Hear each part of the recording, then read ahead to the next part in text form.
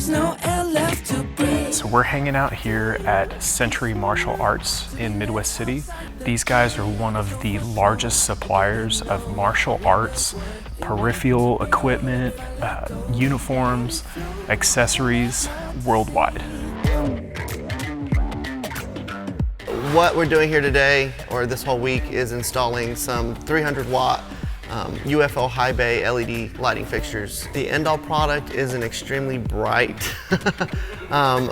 gymnasium, multi-purpose room.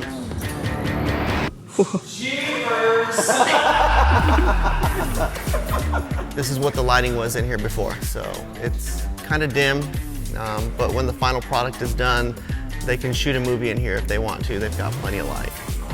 They use this gym for showcasing their products and doing demonstrations and holding all kinds of events.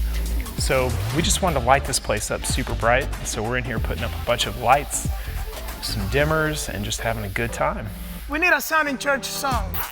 I hear the sound of the new breed.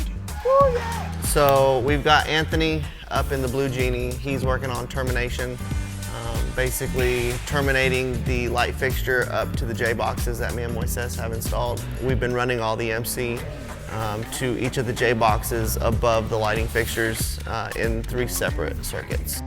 Stuart did a bunch of math and basically plotted out where each fixture would be hung so it provides even light coverage. Working with Sound in Church is an amazing experience. From start to finish, I've known Jonathan Gardner for years at a personal level, and I've known the work he's done, and I've seen it in many churches and places that I've been around the city. Getting to see the work him and his team have done has been absolutely phenomenal. If you would have seen what our lights looked before, it was not good. And it was, like I said, it was dingy, and it was just not a good place to bring people into. And now with Sound in Church bringing the professional lighting in here, it looks amazing in here. It looks like a brand new facility built from the ground up. We are Sound in Church. We do things the right way.